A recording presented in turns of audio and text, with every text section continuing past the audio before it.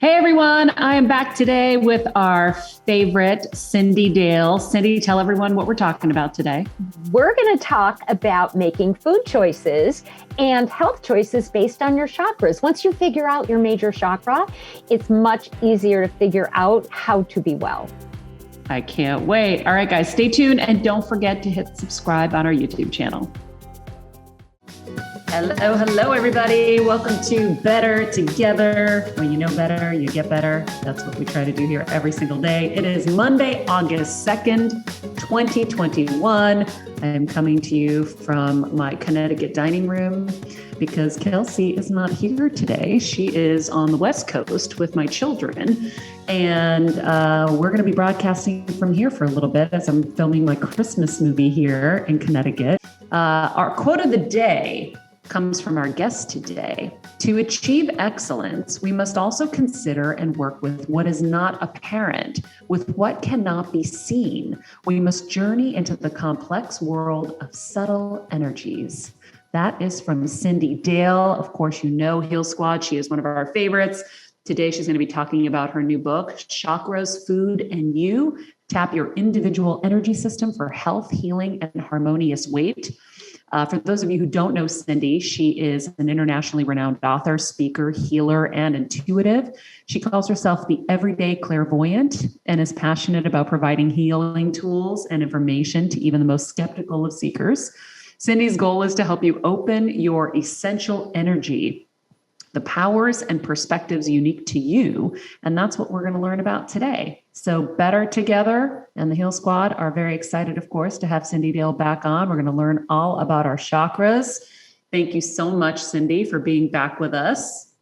I'm thrilled to be here. I think all of us are coming out of whatever stage of the pandemic we're just getting out of, wanting to feel better, just like what your show is always about. It's you learn a little bit more and we're better together and we're better on our own too.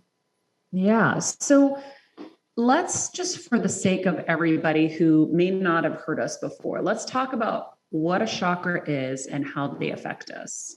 Excellent. Well, I think I want to even back it up more and talk about what we're made out of, what our bodies are made out of.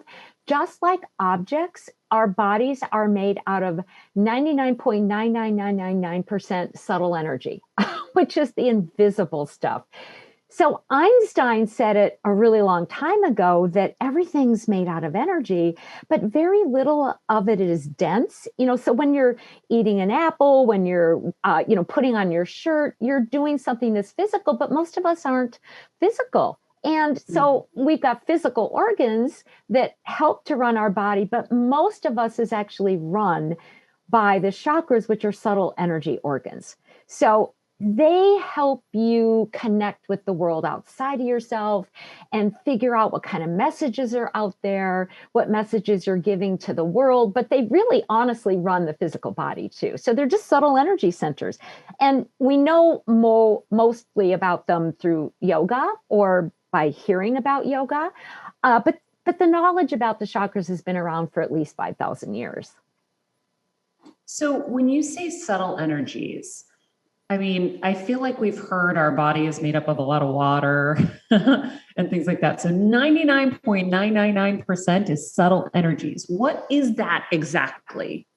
I know that's a great question because when I started in the field of now what we call energy or energy healing or energy medicine, we called it psychic energy, which actually describes it a little bit. It's that invisible stuff that carries information. And I think so many of us are scared of the word psychic that these days we use the word subtle, but it's psychic energy. And psychic energy, if you're going to come at it from a science point of view, which I really like doing, is largely made out of what we call quantum energy, quantum particles. That's the stuff that is not ever in the room. I mean, it bounces around between time periods, and some of your subatomic energies are probably over in China right now. So the world of psychic and subtle is really being explained right now by quantum physics. And it's sort of a messy world because there's not a lot of rules that make sense when you're talking about your quantum particles, as they're called. Yeah, it's funny. I'm reading Deepak Chopra's book on quantum healing. I think it's called. I can't remember right now. And just to hear a medical doctor's perspective as it changed throughout the years, and as he started to realize what these subtle energies had to contribute to someone's health, is really fascinating. Well, it's really who we are. We're mainly these quantum energies. And it's fascinating to understand that, because I think it gives permission for the brain to let go a little bit and let more good things happen. So we don't have to control, and go dot by dot. For instance, I was teaching a class about a week ago, and I had maybe 100 people on, and we've gotten to know each other quite well over the last few months. And a woman came on, she goes, I had my COVID vaccines, and so I shouldn't be testing positive with COVID. And and she goes, but I am. What am I supposed to do? And she wasn't that sick. So first of all, you don't go out, you don't spread it, this and that. But the whole group just sort of sent her supportive energy. And within a day, her symptoms were gone and she tested negative. Now, I'm not saying that's going to happen for everybody. All right. Mm-hmm. This is not about handing out miracles, though it's great when you get one. But she was open. She had this understanding that most of the world is really fluid, and it can be influenced by what you believe in, by what you find to be really positive. There were so many beautiful, lovely souls all joined together. It just sort of helped move the symptoms through faster. Doesn't mean that COVID disappeared. It just kind of moved through faster. That's what I think happened. Well, if you think about it, when you're in a room and you feel negative energy, I think a lot of people understand negative energy now. A lot of people understand energy vampires. They understand, everybody's an empath now. Everybody feels everything, which is hilarious, but it's like the cool thing now. So everyone feels the bad, but I think we forget that we can also feel the good. And that's what I'm reminded of when you're saying this, is that when you do get really good people to collect and come together and give good energy on someone, it's very powerful. And you see it in there was a church healing event that we took my mom to once. And this prophet called her up to the front of the room. And there were these very God-loving people in this room, very prayerful people. And earlier she had been at the doctor, couldn't even lift her left leg. Now her left leg was affected from the brain tumor. Couldn't lift it for the doctor. Okay. We get there after a full day of treatments at Cedars. She normally would be conked out and ready to go to bed. She stayed there for 5 hours. He got her up. They all were praying with her. She walked like a champion on her own. She had to be helped to her seat before. Walking, lifting, marching her knee up and down like it was nothing. And we're all sitting there. My dad, who doesn't really necessarily believe in this stuff, was blown away. And then we had another situation where, just in the room behind me where my mom was in hospice, I put together kind of a Justice League of Healers, I called it. I called all my friends. I said, guys, can you help? I want to bring some good energy to my mom. She was really weak. And we did it. And my aunt was on with us, and she watched my mom just shift so quickly and be so much better after. So I've witnessed it with my own eyes and I believe it. I think for the audience who's listening, if you can remember that you know how to feel bad energy, when you walk into a room and you feel it, just know that the opposite is also possible. That is such an important point. I remember studying in science in high school, how we're sort of biologically programmed to pick up on the negative. I think it's sort of the caveman, cavewoman thing. Like it's great that it's sunny, but you want to pick up on the saber-toothed tiger. Right? So then we believe unconsciously we can manage or control, we can duck right when that tiger is going to leap. But, positive creates more positive exponentially. And, it's okay if you're vulnerable to negativity. Sometimes these days, I think we call it herd mentality. Turn on the news and then you're down. My own son, he's a baseball pitcher, and he had a tough season. He got COVID in his back. And so sometimes he would stand on the mound and he could not move his back, which does not make for a very good inning. Sometimes it was fluid. Now, what was positive is he was able to deep dive and work through really old emotional issues. And yet, when he left that school, he's going to be going to a different school. He called me after a week and he said, Mom, I believe in energy. Now, really, honestly, he should already because of his mother. But we give grace, right? And he goes, my pitching is completely back. My back is back. Everything's back. Because he got out of an environment that was really largely negative into a training facility that was all about you can do it. And everything went back online, including his mechanics. So it's not like we can control all that negativity. I think sometimes we think we should. I know I do sometimes. I'll go into an environment and I'll go, okay, here I am at a family reunion. And of course, it's a family reunion. Oh my God. Right? And, sometimes we can have what we call those good boundaries and stay positive. And sometimes we just need to go to the bathroom every so often and stand there and recover. That's okay. But the more we practice being positive, being around positive people, being around the kind of, situations that uplift us, the easier it is to hold that energy when we're at a family reunion or when we're around that, sort of naysayer or, when we're at the shopping mall and we're just kind of freaking out. So we have to practice the positivity too. Yeah. So, okay, we're going to talk about how your chakras can help you health-wise.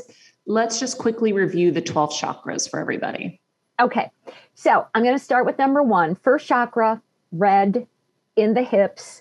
This is about physicality, and we tend to have a stronger chakra than others, sometimes a couple strong ones. So as I go through this, think about where you might relate. So first chakra, red, hips, it's a place of physicality and manifesting.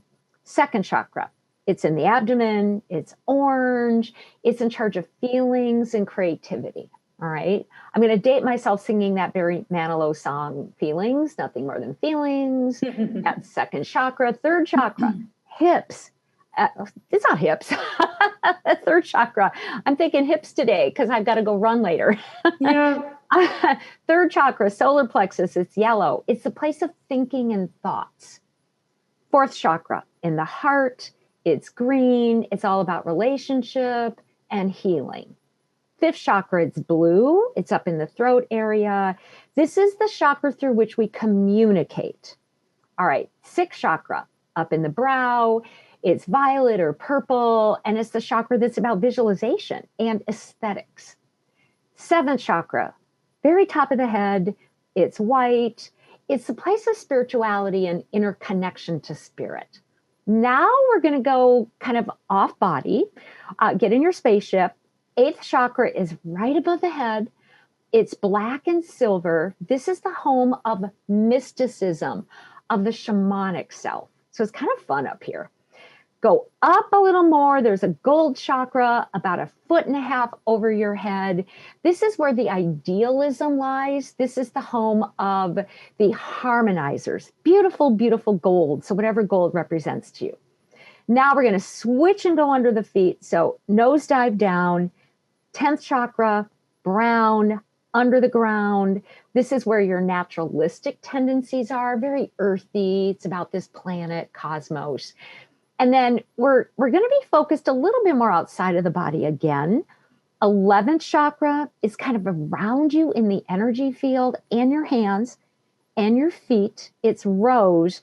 This is the chakra through which people command. So leaders, right, command people, but you can also command natural and supernatural forces. And then for all of us, we have this beautiful, wonderful, sort of translucent 12th chakra. It's around the body. It's in the very center of the heart. And it's very personal to who you are. So I love helping people with their 12th chakra because in it, they have very unique spiritual gifts. So whatever is really special about you, you're going to access through your 12th chakra. So cool. So how do you find out what your major chakra is? Because that's what you say in your book is the key to kind of unlocking your greatest health, right? Yep. So in the book, at Chakras, Food, and You, there's a quiz. And who doesn't like quizzes? I mean, I love quizzes. Quizzes that go, who am I? What am I? But you don't have to do a quiz. You can even download from the internet, kind of it's out there all over. Cindy's 12 chakra system, a picture of it with description of, kind of what the first chakra versus the third versus the fifth are about or what they do. And then spot yourself in there. That's sort of why I gave you a few key words about each chakra. First, that is the hips, manifester, physical. If you're that person, you go, oh, I am physical. I just don't sit still. I'm always moving, versus, yeah, there you go. I'm the first also. So I always go back there for everything.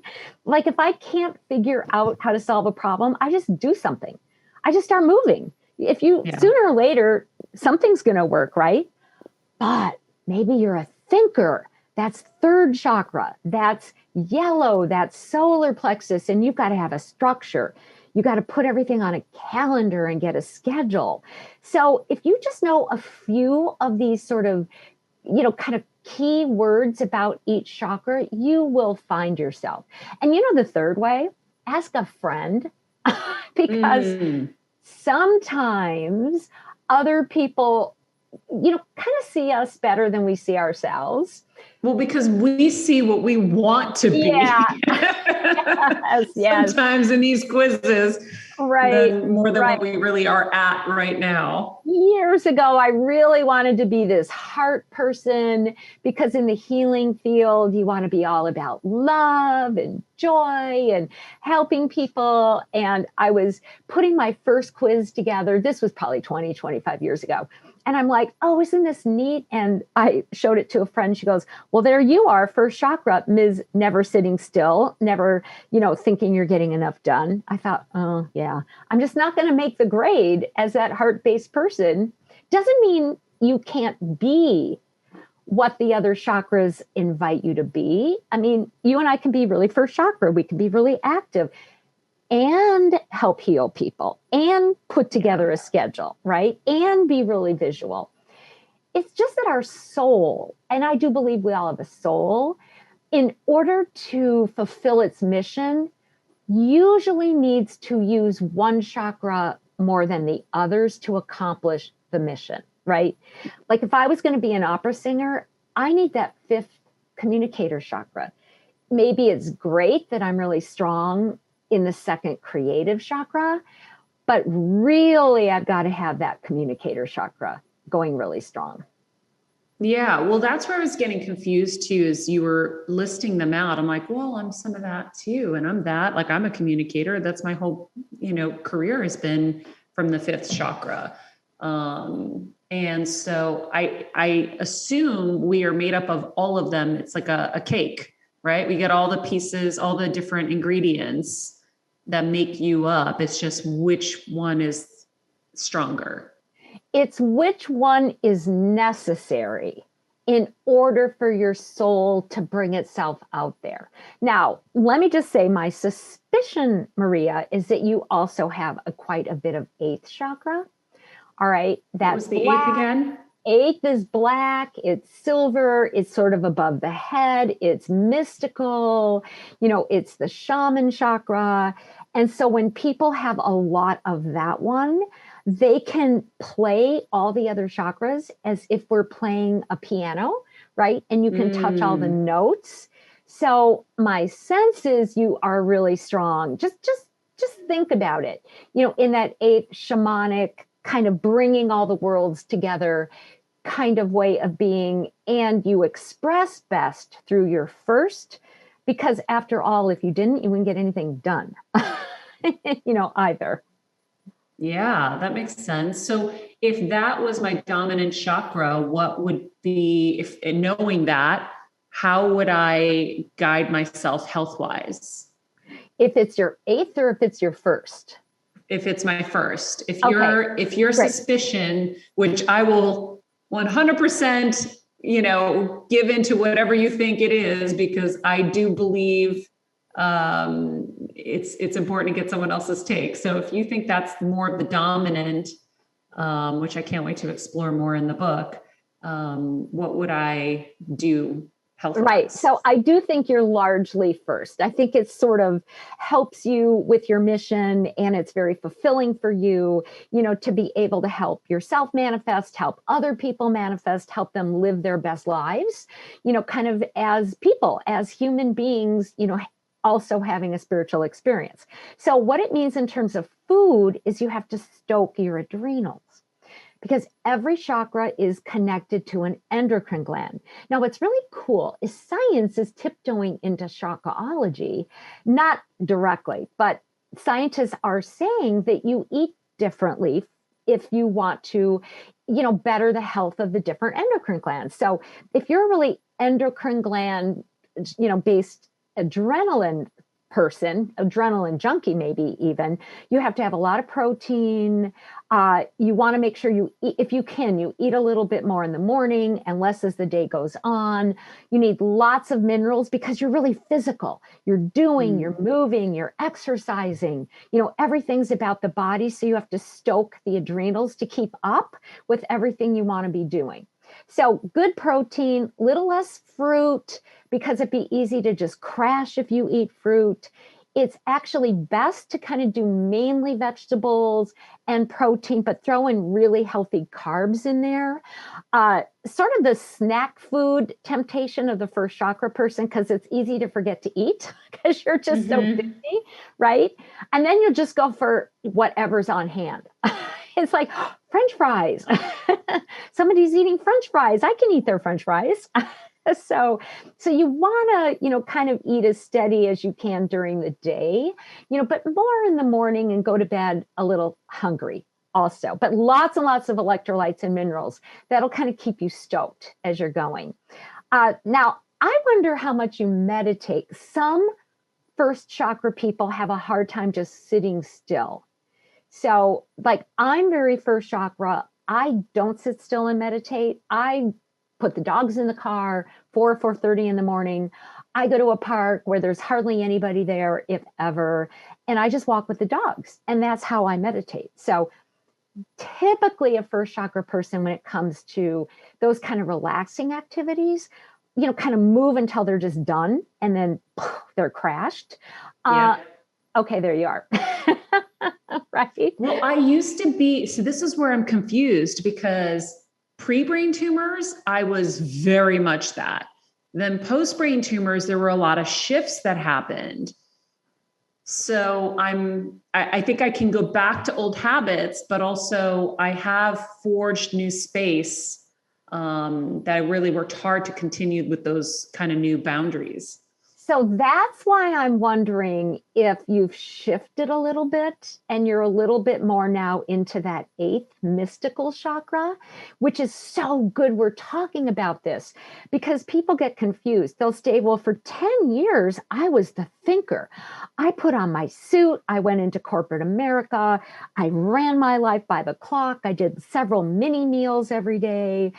When I got kind of the munchies, I went for what third chakra people go for, which is sort of crunchy foods and caffeine and sodas. And now I've had this awakening and I'm different than that. Now I think I'm heart. So we can shift. Life shifts us. A new job will shift us. Having a baby shifts us. I mean, you don't really know what's going to shift you as you're moving forward in life. But looking backwards, you can see some of those demarcations where you're going, you know what? I'm a little different now. So now maybe I have to select a different way of interacting with my body and with the world. And we can just plain change chakras. For instance, my youngest son took this quiz maybe 3 years ago, and he was really, really strong being a baseball pitcher. In the first chakra, it's physical, it's doing, a little bit with the feeling. Well, his higher goal is he wants to coach kids. He wants to help kids who don't feel good about themselves to feel good about themselves. And he's actually already been going on the internet to do it. So he's really been developing more of his fifth chakra, and I can see it instinctively. He's making a few different food choices. He's doing things more the first, kind of somewhat the first chakra way, but much more the fifth, because he's already starting a transition. So this isn't meant to like lock you in. It's like there's a fluidity to who we are. It's more, how can you gauge where you are and adapt some healthy behaviors and attitudes, so you give yourself permission to grow also. Cyndi, where does the chakra diet come from, right? Like there's so many diets, and whether they're rooted in science or whatever research, where does this come from? I'm certainly not the only person out there talking about this. Okay. If you Google chakras, food, you're going to come up with hundreds and hundreds of websites. Because starting about 30 years ago, 25 years ago, myself and a lot of other energy workers too, were starting to really connect chakras with food choices, with the endocrine glands, with different supplements, with kind of ways of behavior. I just probably went a little deeper in it since then, because I've really found over these, few decades that I can help a lot of people in the moment who are struggling, sometimes with an addiction, sometimes with figuring out what to eat. They're just so tired of paleo, grapefruit diet, this, or, they're just sort of like lost. and so I have found I've been able to help a lot of people just doing kind of taking a picture and saying, where are you right now? Now, if you really just stoke the chakra you're using most in the moment, it narrows your choices. It gives you some permission to maybe even dress a certain way, go to sleep at a certain time, meditate the way that might work for you, work through your strengths, sort of, kind of work through some of the weaknesses that might be there. And so I think what it does, it gets us out of all the stuff outside of us to center in who we are and come from the inside to the outside rather than the outside to the inside. I'm just not the only person who's talking about that. The cool thing is, over the last 10, 15 years, science has added, not to chakras necessarily, but they've really done a lot of investigating about different endocrine glands, that you need certain minerals or foods or supplements for the pineal gland versus the adrenals versus the pancreas. And so that's where we've got some intersection with science, that if you come at this totally differently and just say, I want to know which endocrine gland I'm healthiest stoking, it's pretty much going to give you the same data as you get selecting your chakra too. So if someone has endocrine issues, whether it's diabetes or thyroid, what has your experience been with maybe some of those kind of people dealing with those ailments and changing their diets? Again, always, and I'm going to say this because I really believe it, not just for liability reasons, always work with a doctor, a nutritionist, get your blood tested. I mean, I'm a big believer in tests, saliva tests, blood tests, figuring out what's really happening deep inside of your body. What's happening with your enzymes, what's happening with your ability to metabolize minerals or not, or your hormones. So I'm a big, dataologist when it comes to that. However, if you do say, oh, I've got diabetes, that's third chakra, pancreas. In this book, as long as you also work with professionals, you're going to get a pretty good handle on how do you help the pancreas? How do you help de-stress the pancreas? How do you keep your blood sugar more even? So pancreatic diets tend to be about, don't just go binge out on sugar or caffeine or soda pop. Though it's so fun to do that, isn't it? Don't just reach for a candy bar when you're stressed. Eat a lot of mini meals, do some good food combining, etc. And again, thyroid challenges, that's fifth chakra. Thyroid needs a lot of minerals. And so you're going to really want to make sure you've tested your iodine. There's different kinds of iodine, do you have too much, too little of this, that, and the other thing? So I think the takeaway is if you have a compromised endocrine system and or you know which gland, you're really going to want to look at how you boost that gland and get it talking to the rest of your endocrine system again, so it can be brought back up and made healthier. And sometimes these issues are more complicated from a medical point of view. For instance, I've done just a bit of research on some of the medical. A lot of people end up with thyroid problems, but those could have started with the adrenals, right? You get really burned out, your adrenals go defunct, other organs try to pick up the load, including the thyroid, and then they get tired. So it's always good to look at the whole picture and the whole body too, because we're not just one organ, we're not just one chakra, we're a whole system that really needs to be engaged. Yeah, that makes sense. So with the people that you've worked with, have you had success to speak of with these different chakra diets? Very much, very much. Yeah. And even the word diet, I like to emphasize for people, because we're so diet skinny. Like, oh my God, I'm supposed to be, like look like the model or who's airbrushed as it is. So it is a diet, but it's really more of a holistic approach to, how to feel energized, how to be able to be yourself, how to be comfortable in your body. I love that, kind of the idea, and it says it on the label, this is an approach for health, healing, and harmonious weight. So how do you be the weight you can live at? I know so many women and now men, especially, kind of post lockdown, who are kind of going, oh my gosh, it used to be, I just can't get rid of this extra 5 or 10 pounds. During the lockdown, this is sort of a scary statistic. A lot of people gained weight. This is men and women.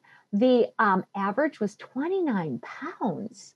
I'm like, oh my gosh, that's not harmonious. So it's not just about what you're going to eat. It's about picking a food approach that you feel healthy with, right? Like if you're a fifth chakra person, I'd be saying, get a lot of blueberries.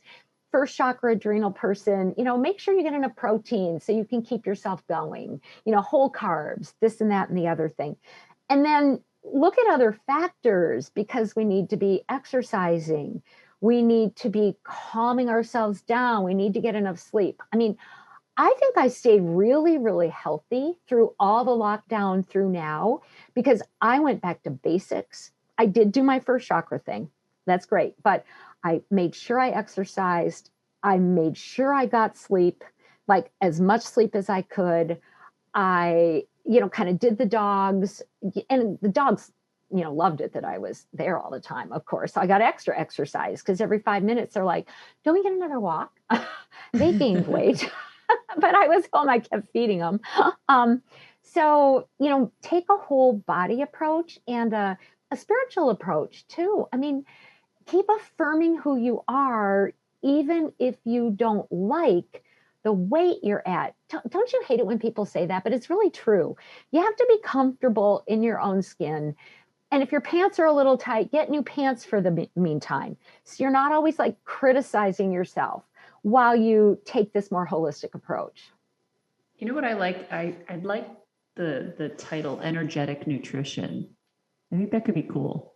I think that it should be another book that somebody out there needs to do, because it's, what's cool about that? Because it's like how we started our conversation. What are you feeding yourself? I mean, if you, I read the news. I have nothing against the news, and I don't watch the news, because when I'm seeing stuff, it just becomes a part of me. That's that over empathy thing that people are starting to look at these days. And so energetic nutrition for me would include not watching the news, just reading it, or making sure that I read the kind of books I want to at night that let me go to sleep.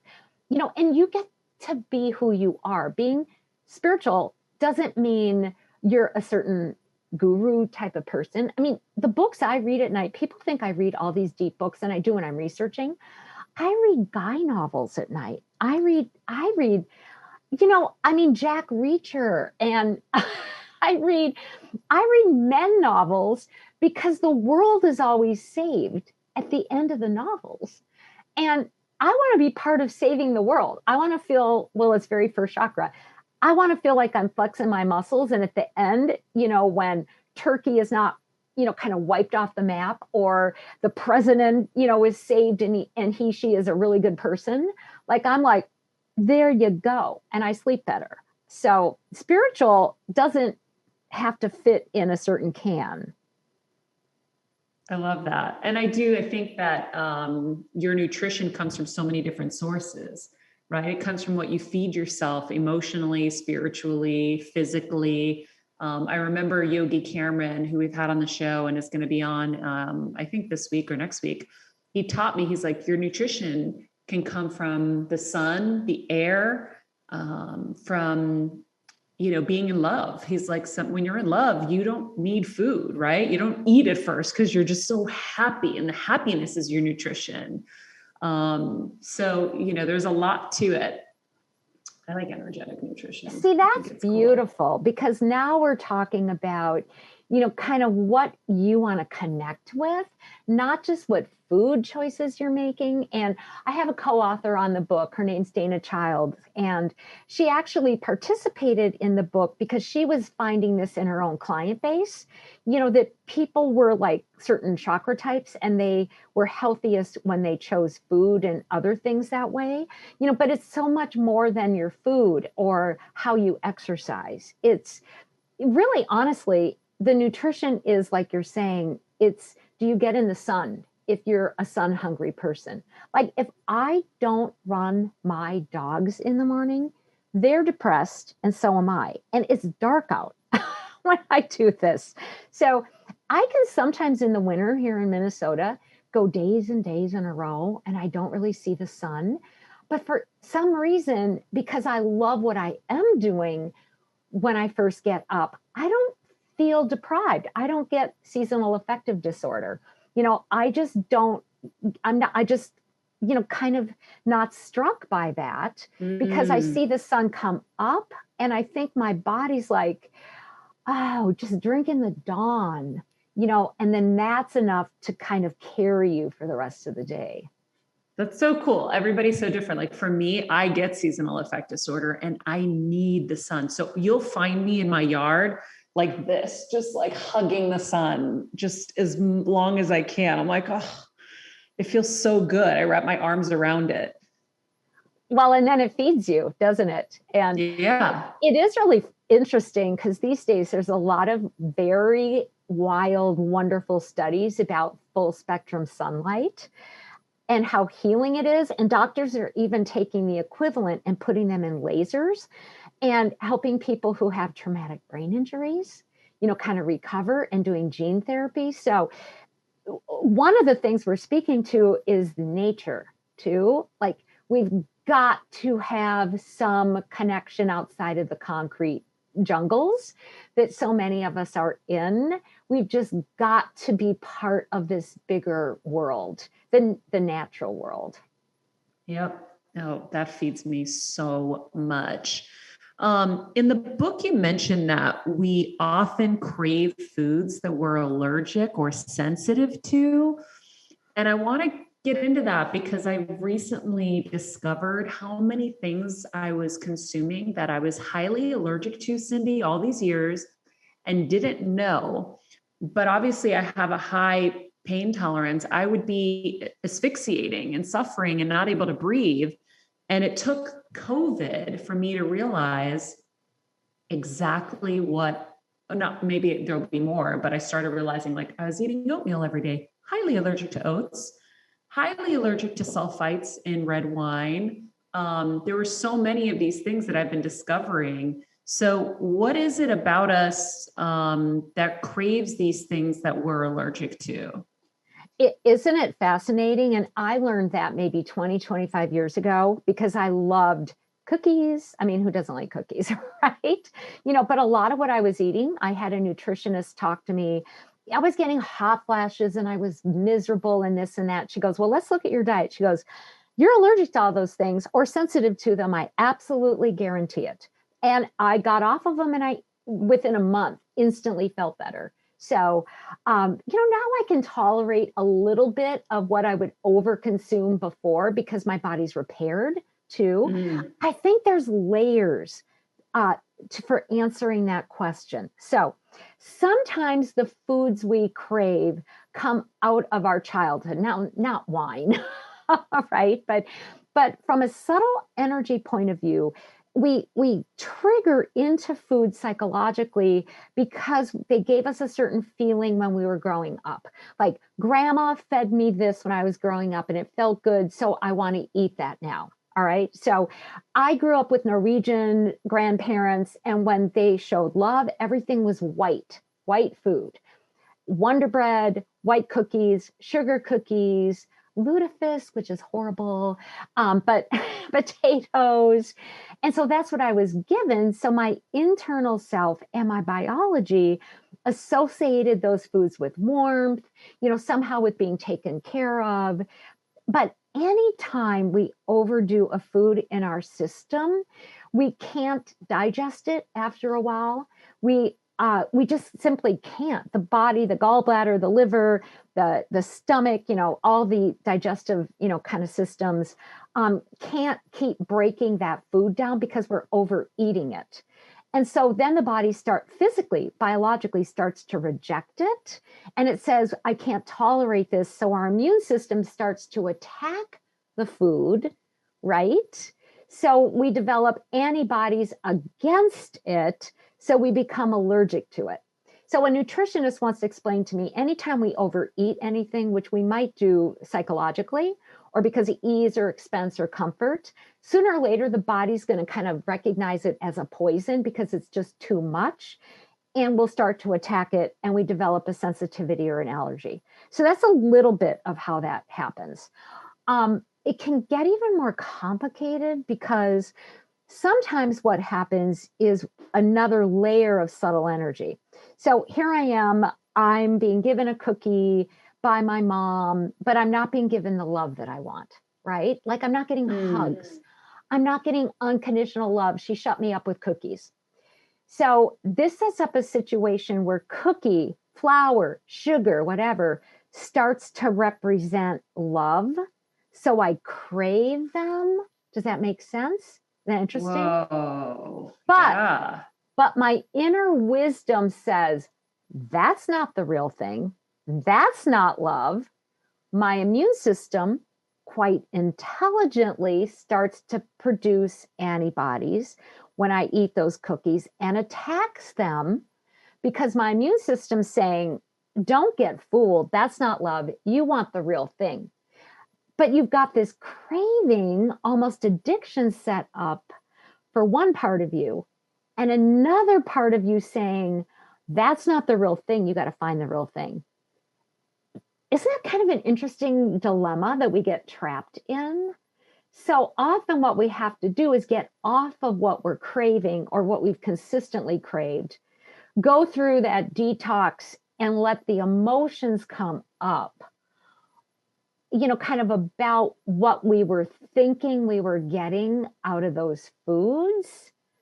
Then we're doing some inner healing work, and then we can make better choices for foods.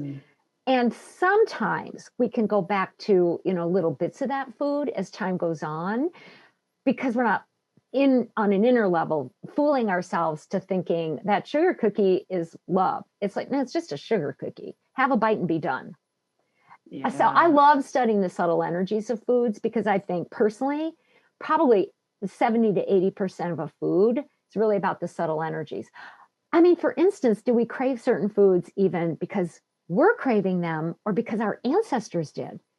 Are we reacting to foods because we're really allergic to them or because our ancestors were allergic? I mean, it's very complicated, and science is actually adding those layers of complications because we have our ancestors' memories in our bodies, in our chemistry. So, hats off to you that you're going, I react to this, I react to that. These are the healthy foods for me, and you get clean of those. And then you can kind of reconstruct what really fits who you are versus what's not going to help you at all.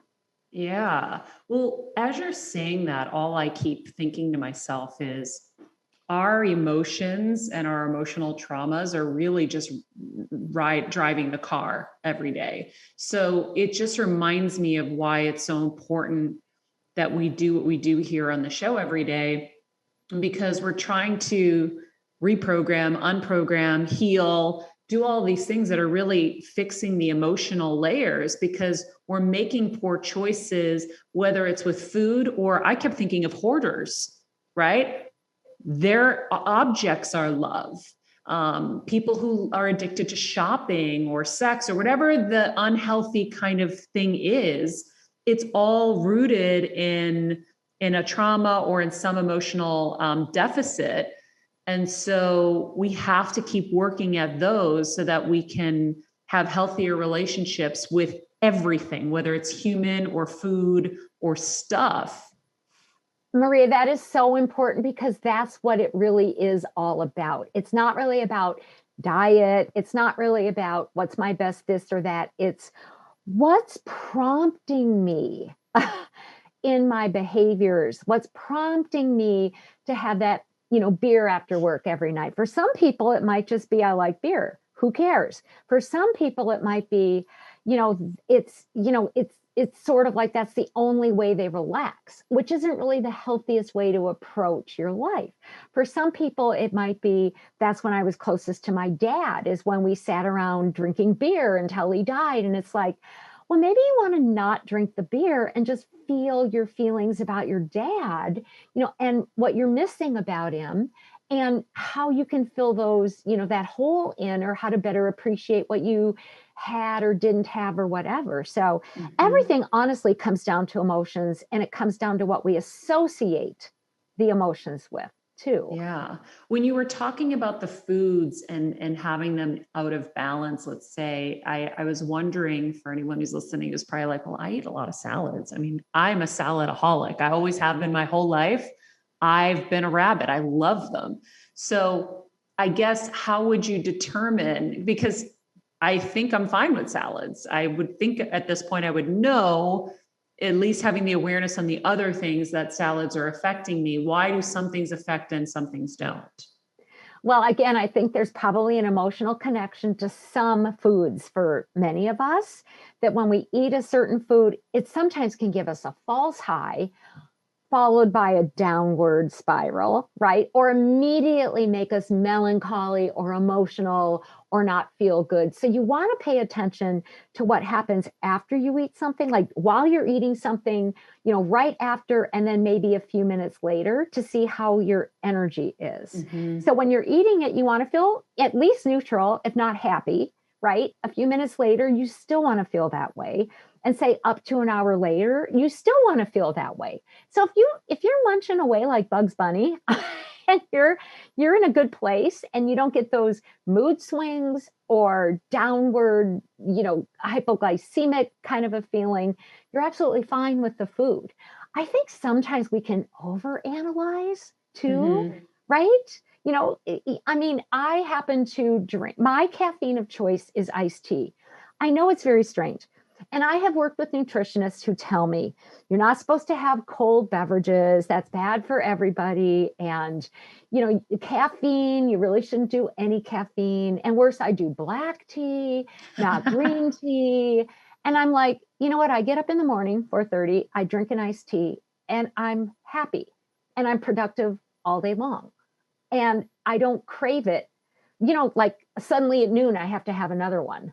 I'm like, I'm just fine. So why would I have to do what they do in Ayurvedic? Or why do I have to do what everybody else does? Because my body is good during it, afterwards. And you know what I mean? I don't overdo it. So I think that's really smart. And that's what I think I got to kind of inadvertently do in COVID, is I got to really pay attention to how things made me feel.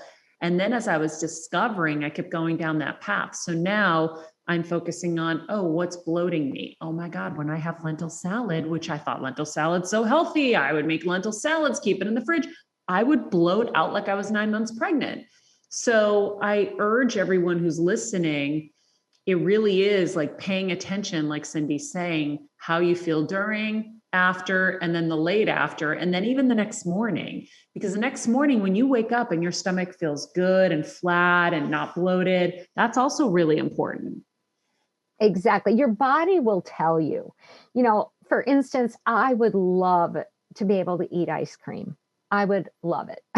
I mean, I look at people eating ice cream, you know, and it's always on a hot day and the hot fudge. And I don't even know if I want the ice cream. I want the hot fudge. It looks fun. I don't feel good the next day. I don't even feel good when I'm eating it. It tastes good, but there's this sort of sour feeling in my stomach.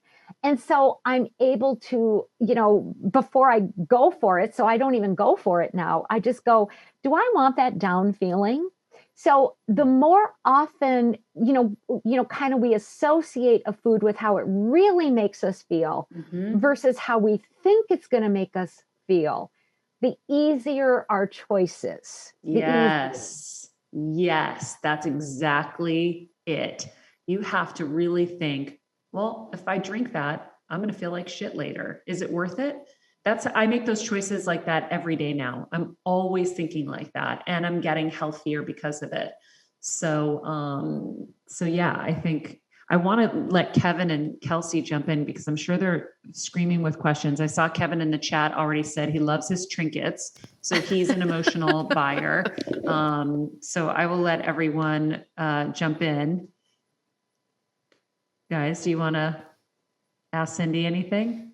Cyndi, I need you to tell me all about the second chakra because your girl, I know that's what mine is. I know it. Okay. What's second chakra again?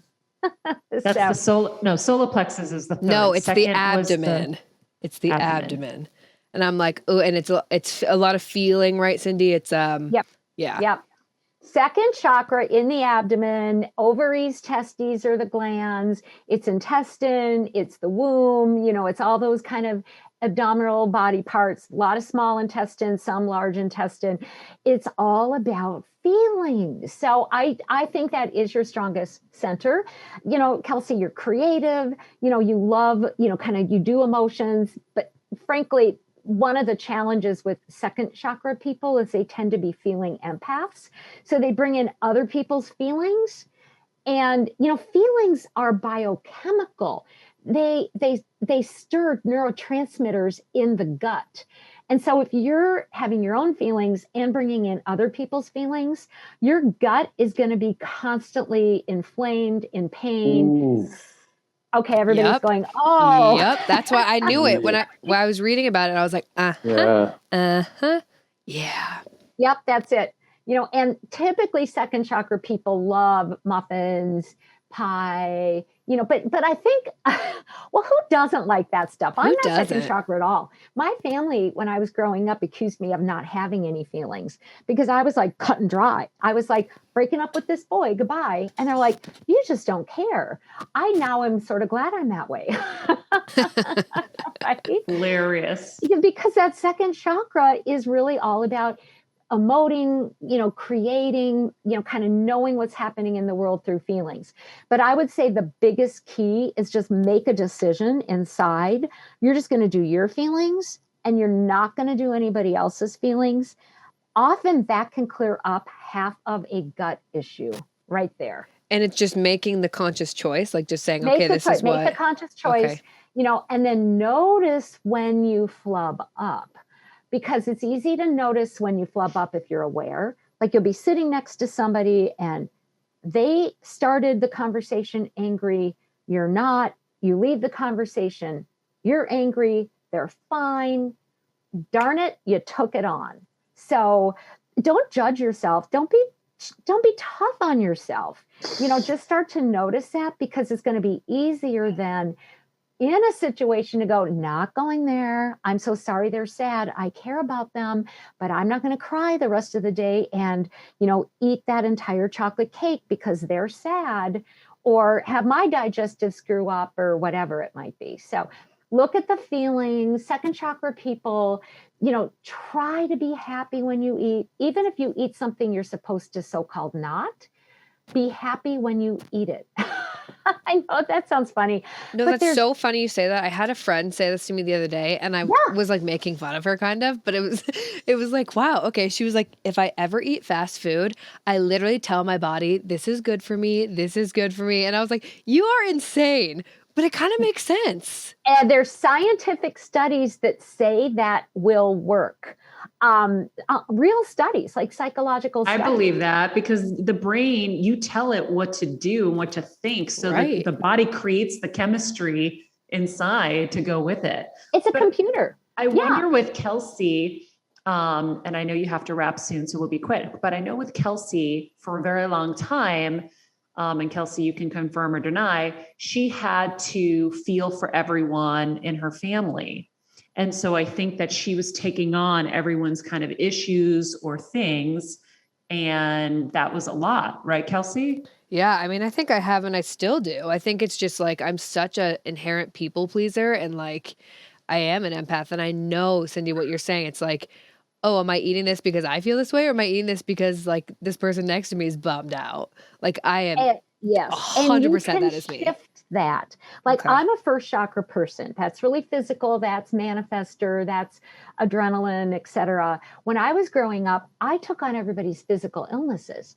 I was always sick. When I went to therapy, I was like 18, 19 when I started therapy. I still do therapy, but but my therapist said, I think you've got your family's illnesses. I think you have their allergies. So I didn't know what I was doing. I just sat down and I said, well, whatever's not mine, I just want it gone. That's a little severe, but I didn't know what I was doing.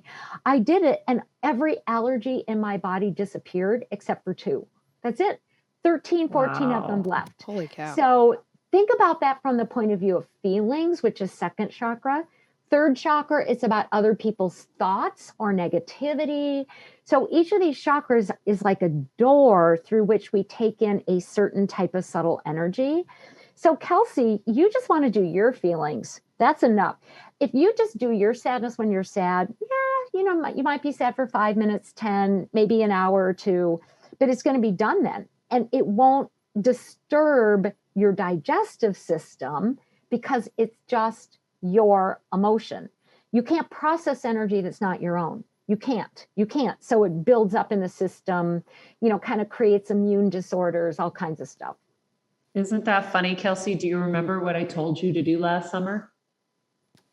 To not take on other people's energies? I just said, everyone's so concerned with a certain somebody, but is anybody concerned about your health?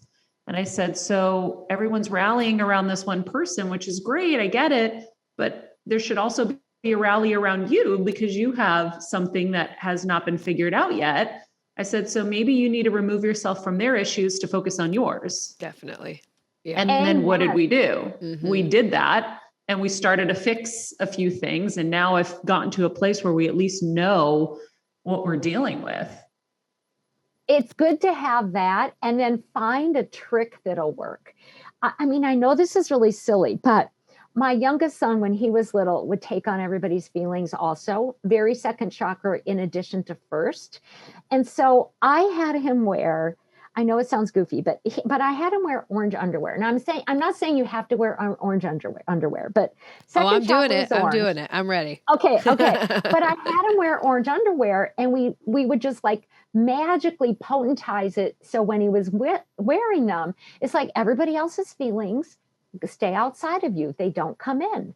And it made a huge difference. So I don't care if you find yourself a magic bracelet, or something that your inner child, because it's a pattern you picked up as a child because you're naturally empathic. Yeah. You tell that inner self, like, you know what, as long as I'm wearing this bracelet or this amulet or this or that, everybody's feelings stay outside of me. So I would look at some kind of fun way to work on the issue too. Not just deep and serious.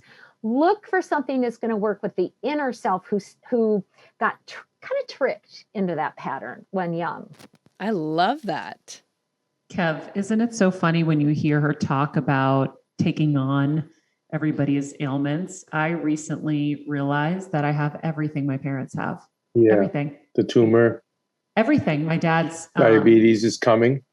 Not coming. I'm stopping that. But all of the different little things, his anemias, my mom's anemias, the different issues. But wasn't the diabetes, it was, like flaring up? Yeah, no, it was, creeping. Uh-huh. Isn't that crazy? I'm working with a client right now. She's had 2 intestinal surgeries in the past couple of years. Right away in the beginning of our first session, it was like, so what does this have to do with your mom? Her mom had Crohn's disease. So we're fields of light and sound. We just exchange things until we get to go, nope, nope. Yes to this, no to that. So the yeses are important and the no's are important too. Yeah. And you know what's also crazy? I'll add this last thing. I've watched our dogs take on our ailments. So I actually think our dogs come to help take some of these things off of us. So we had 2 dogs with brain tumors. What are the odds? What proof do you need? Here it is. Yeah. One time my 2 big mangy dogs were both throwing up for like almost 2 days. And I thought, okay, what am I eating that's not very good? So they're throwing it up. So we they help us. They reveal, they mirror, they show us, they're guides. They are. Wow. Cyndi, this has been so much fun. Oh, it's been fun. It's been a blast. I love learning all of this. So guys, the book is called Chakras, Food, and You. Tap your individual energy system for health, healing, and harmonious weight. It is out tomorrow, August 3rd. You can pre-order on Amazon right now. And I highly suggest you do. So if you love what we're talking about, you want to learn more, do it now. It also helps Cyndi to get on that New York Times bestseller list if you pre-order. And that's what we always want. Exactly. So make sure you guys do that. And you can follow her on Instagram at Cyndi Dale Energy. And of course, your website is Cyndi Dale, Cyndi with a I, not a Y. Y, NDI, CyndiDale.com. Mm-hmm. CyndiDale.com. Actually, it's a Y and an I. Yeah. I always think of the last I. I'll show up. That's right. It'll show up. Cyndi, thank you so much. Thank you see all. you soon. Thank you, Cyndi. Thanks, Bye-bye. Cyndi.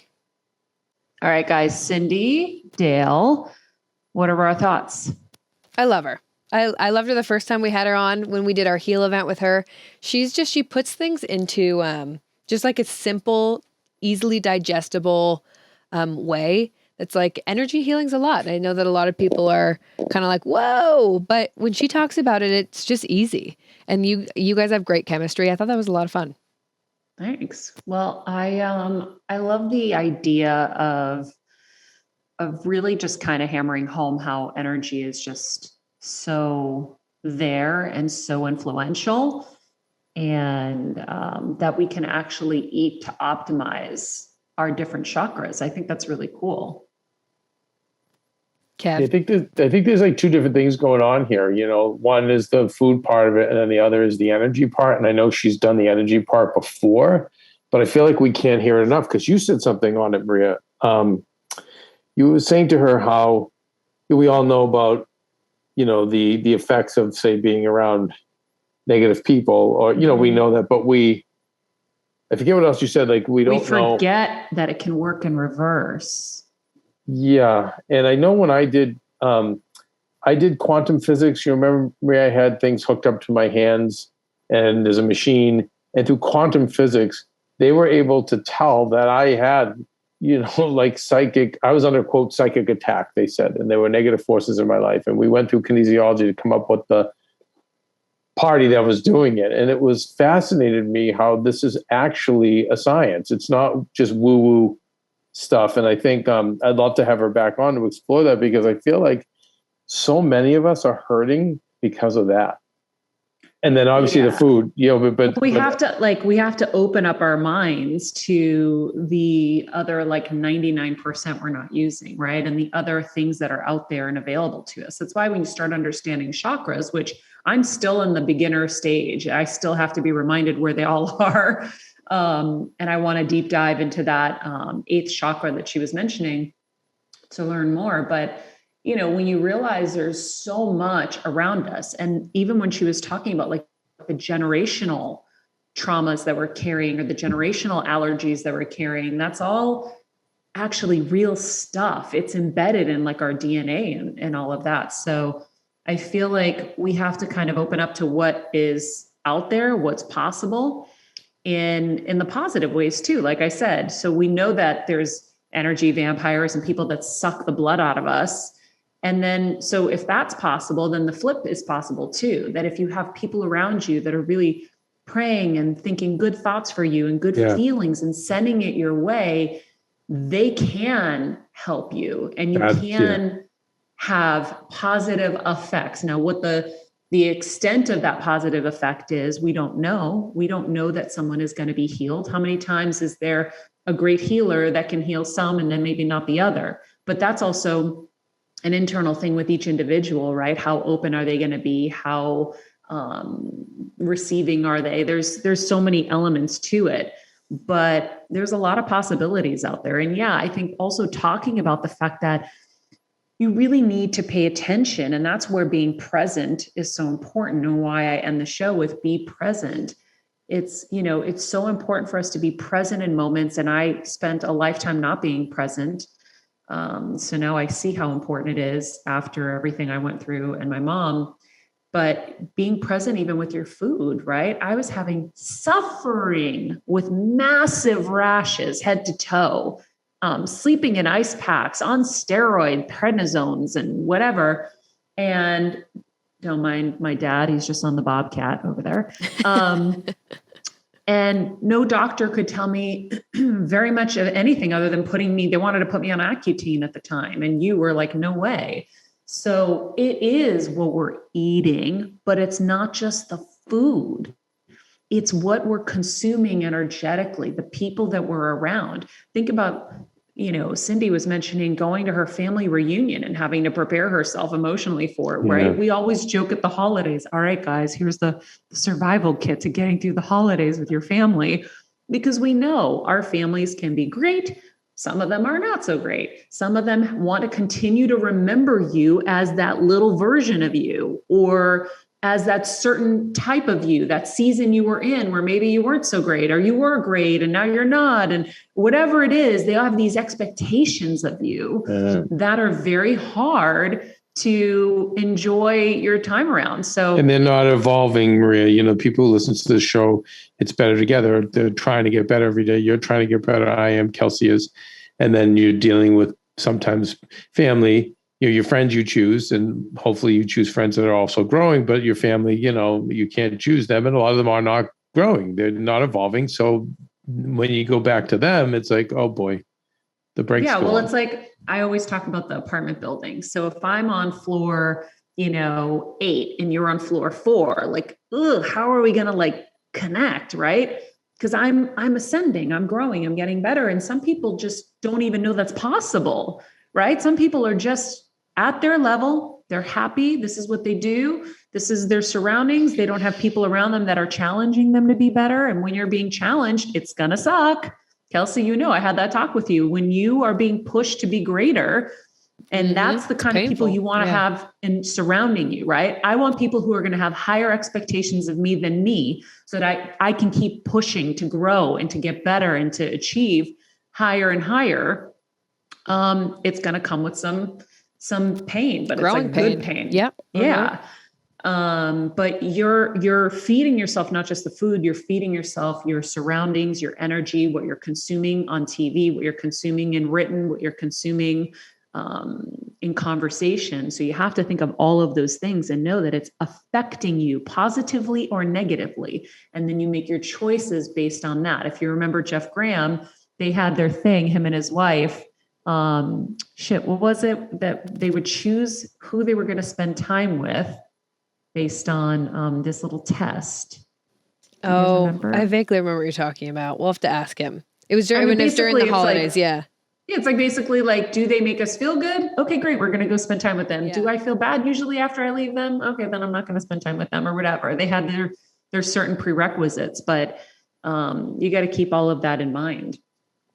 I also, Maria, was fascinating was the more you eat a certain food, if you keep eating the same thing over and over again, eventually your body sees it as a poison because you're eating too much of it, then attacks it, right? So that's where the allergies to these foods come. So that's, made perfect sense to me.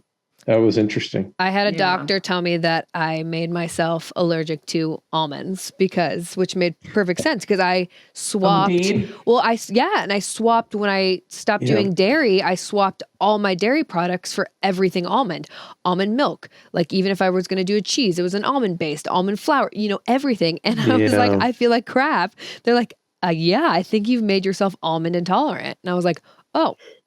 No, that's great. Also, that's crazy. I think the other hard thing with diet is all of these alternatives also have tons of shit in them that we're not even realizing. Like our milks have gum and all this weird stuff in it. Like, really, is it that much better? Like we have to like our coconut milks and your dad says that to me at times. Like, Kevin, come on, this stuff doesn't have natural stuff in it either.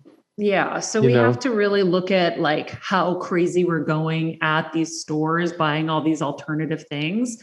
Like Kevin and I went to a vegan Mexican restaurant and we ate it and it all ended in the toilet the night, like within an hour, it's like rushing out of our body. And I was like, okay, there's just no way that was good because to create something real from all this other shit, it's like just too much. So sometimes it's just like simplify the diet, just eat the fruit and the vegetables that come from the ground and keep it simple and that's it. Because anything that's coming in a package, even if it's labeled organic or, vegan or gluten-free, it had to be created and it's not being created in the ground. So that's kind of one of my not my new thing, but I've always kind of looked at it like that. Anyhow, guys, thank you guys for joining us as always. And we are excited to be back with you. If you haven't clicked subscribe on YouTube, please do. It helps us and we are better together. So if you would do us that kindness of subscribing, you'll get little notifications. You'll never miss a show. Also, Apple Podcast, hit subscribe, leave us a comment. That's super helpful to rate the show and let everybody know that you're having a good experience with it. And then of course, Instagram, Kelsey, has at Better Together with Maria on fire. She is always posting some fun clips there and helpful clips from the show. So you can get your little cliff notes. And Patreon, of course, we love all of our new Patreon members. We love you OGs. We have another healing event this month we're really excited about. At the $10 tier, you get the daily ad-free shows, but you also get the monthly heal events. So and weekly bonus episodes. What? And a weekly bonus episode. So that's all of our calls to action. But those heal events, I mean, I can't say enough, Maria, because they've changed my life, and I no longer have to pay. Because I'm the type that will pay for a day-long seminar or like a 2-hour seminar with a healer or a professional. And it's been great, but it's hundreds, thousands of dollars, sometimes many thousands of dollars. So it's really nice for $10 a month that we get the Gabby Picarellis and we're learning about reflexology, kinesiology, all practical skills that we can apply to heal ourselves. It's really cool. And by the way, I'd love to take credit for it, but I can't. You guys did it, you and your team. So it's really cool. And if you want to help us, it's actually a really great way to help support the show because we do this all for free. And so it does help us a lot to keep the lights on. So refer us to a friend if you are enjoying it and feel like doing that. That would be great. In the meantime, follow us at Cyndi Dale Energy. Cyndi with a Y and then an I. Cyndi Dale Energy at Kelsmeyer 2 at Better Together with Maria. Kelsey, of course, doesn't want me to promote my Instagram. She didn't write mine on there. Maria Menounos. At Maria Menounos. I mean, rude. At Maria Menounos. And remember, be nice people, make good choices, and be present.